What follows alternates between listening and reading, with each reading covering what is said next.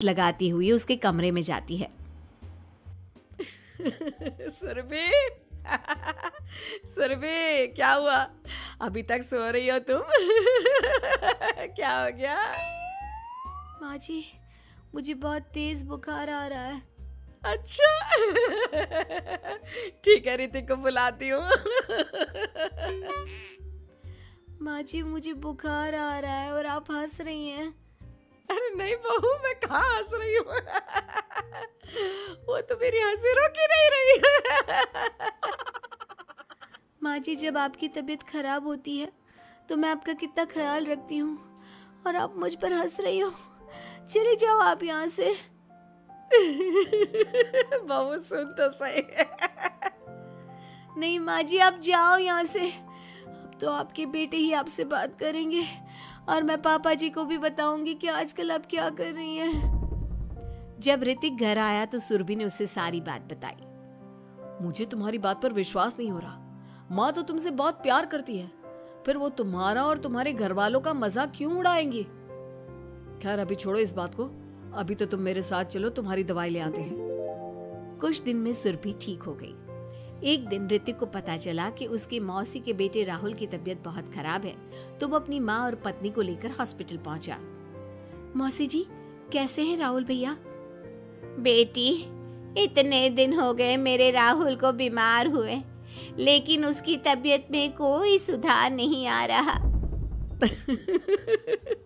अरे छोटी, हुआ क्या है राहुल बेटे को? कुछ बता तो सही। माँ, आप हंस क्यों रही हो? कहाँ हंस रही हो बेटा? मैं तो अपनी बहन के बेटे के लिए परेशान हूँ। माँ, ये क्या तरीका है? रहने दे बेटा, ये तो मैंने सुना था कि मुसीबत में साया भी साथ छोड़कर चला जाता है। आज मैंने देख भी लिया। अरे नहीं बहन, मैंने ऋतिक और राहुल में ना कभी कोई फर्क नहीं किया। फर्क तो दिख रहा है कुसुम दीदी। अगर आपके बेटे की तबीयत खराब होती तो आप ऐसे हंसती क्या? ऋतिक बेटा, ले जा अपनी माँ को यहाँ से। ऋतिक बहुत गुस्से में अपनी माँ से बात करने लगा, लेकिन कुसुम तो सिर्फ हंसे ही जा रही थी। ऋतिक ने अपने पापा को फोन करके बुलाया और उन्हें सारी बात बता दी। बेटा, तेरी माँ तो अपने घर वालों से बहुत प्यार करती है और वो बहुत समझदार है।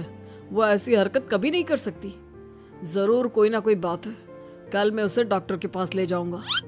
शाम को खाना खाने के बाद सुरभि कुसुम को दवाई देने के लिए गई तो उसने देखा कि दवाई की वो बोतल तो बिल्कुल खाली थी जो सुरेश गलती से ले आया था। सुरभि ने वो बोतल सबको दिखाई।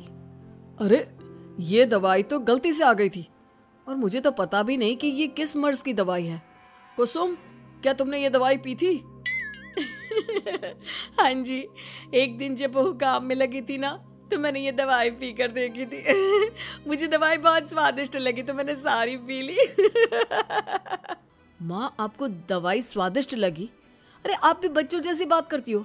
ऐसे कोई भी दवाई नहीं पीनी चाहिए, इससे कोई बड़ा नुकसान भी हो सकता है। मैं अभी डॉक्टर से पूछ कर आता हूँ। ऋतिक डॉक्टर के पास गया और कुछ देर में वापस घर आकर सबको बताया। माँ ने जो ये दवाई खाई है ना, ये हंसने वाली दवाई है और माँ ने एक साथ बहुत मात्रा में दवाई खाई है, तो इसका असर थोड़े समय तक तो रहेगा। उसके बाद माँ बिल्कुल ठीक हो जाएगी। अच्छा हुआ जो तू डॉक्टर से पूछ कर आया, नहीं तो हंसते हंसते मेरा पेट ही दुख गया है। तुम जब तक पूरी तरह ठीक नहीं हो जाती घर पर ही रहना, और घर पर कोई मेहमान आए तो उससे बात मत करना। आप ठीक कह रहे हो, मैं ऐसा ही करूंगी।